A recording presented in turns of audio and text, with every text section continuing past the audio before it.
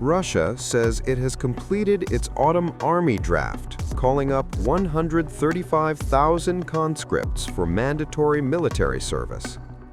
In a statement, the Russian Defense Ministry said the 2025 autumn call-up was carried out under a presidential decree signed on September 29th. The draft applies to citizens selected for service in the Russian armed forces and other military formations.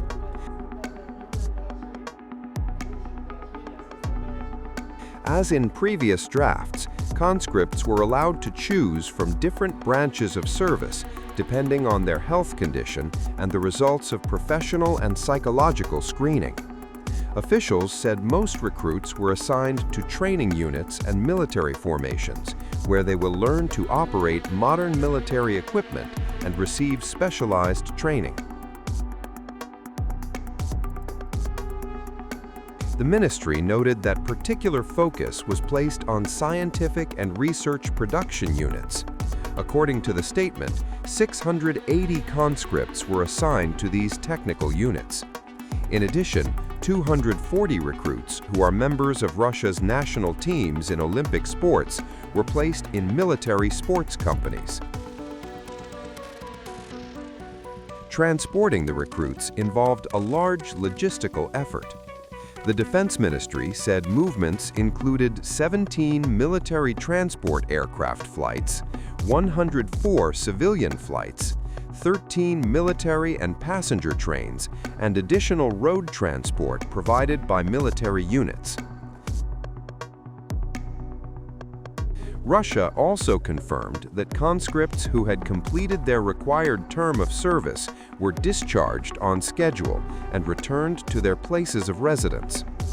The completion of the draft marks the end of Russia's routine autumn call-up cycle for this year.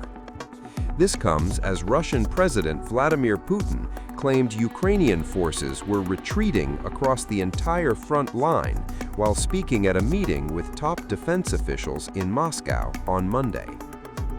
Sergei Viktorovich, the southern group of forces is operating quite confidently and effectively. How is the situation currently developing in your area of responsibility? Comrade Supreme Commanders, since the liberation of the settlement of Seversk, the Third Army has not diminished its offensive tempo, continuing to execute its mission in the western direction, with the main thrust aimed at Sloviansk. Currently, they have taken control and completed an encirclement from the north and south. They took control of the settlement of Sviato-Pokrovskoye and on the northern flank, advanced to the settlement of Zakotnoye. On the southern flank, they reached the eastern outskirts of the settlement of Bondarnoye. They continue to carry out their mission in the direction of Seversk. What is the situation in Konstantinovka at the moment? In Konstantinovka, Comrade Supreme Commander, elements of the Third Army Corps are continuing the mopping up operation in the northeastern outskirts of the populated area. They have established control over the plant, the entire territory of the Stroisteklo factory, and are proceeding with the liberation of the Konstantinovka metallurgical plant. Approximately what percentage of the city is already under our control? So up to 45%, Comrade Supreme Commander-in-Chief. If we consider the northeastern outskirts, it's about 40%, 45.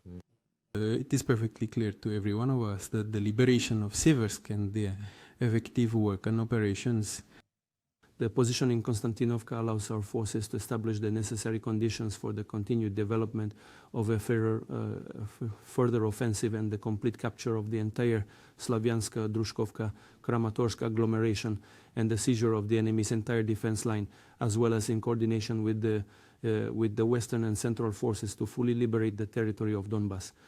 This is the most important direction. You are demonstrating a good pace. I have already had the pleasure of speaking with your subordinates and once again conveying to them my very best wishes and gratitude for their successful work. Mikhail Yurievich, your forces, on the contrary, are directly facing a long-established enemy fortified area.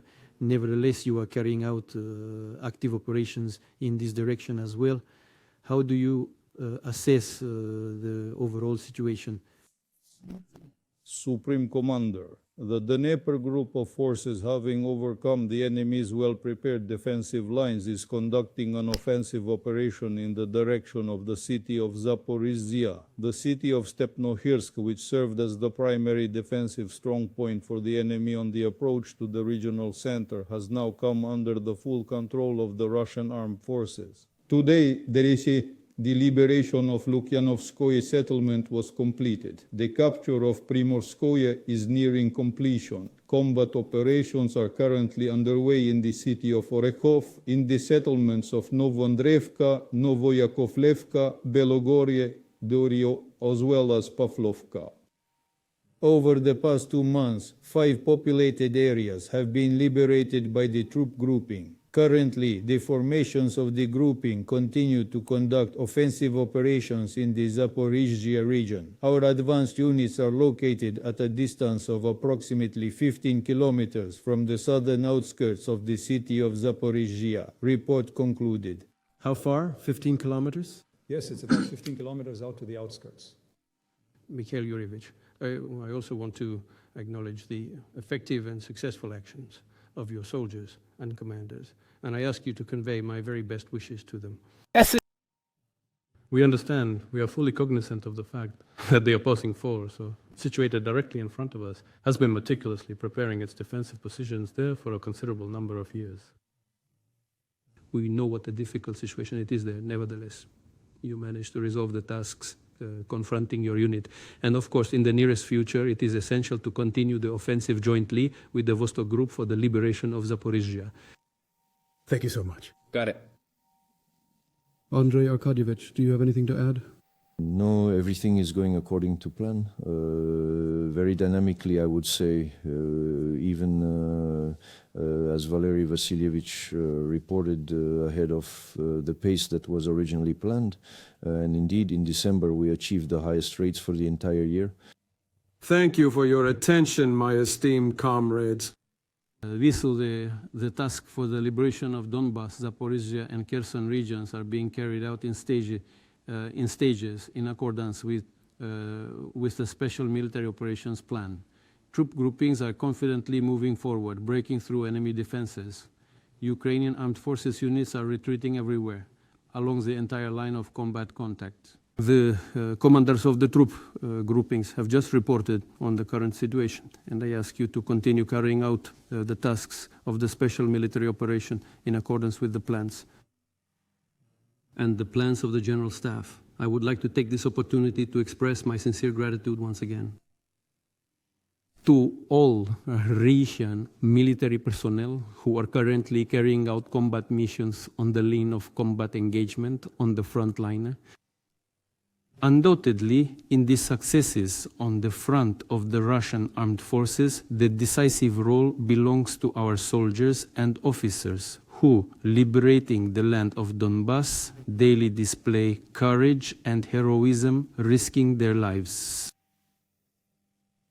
I want to address them directly, and I wish to emphasize this point very clearly. Esteemed comrades, you, without any doubt whatsoever, serve as a truly remarkable example of dedicated service to our fatherland and unwavering devotion to our motherland. You are carrying out your combat missions for the good of our great Russia. I thank you for your valiant service to the fatherland, and I congratulate you on the upcoming new years.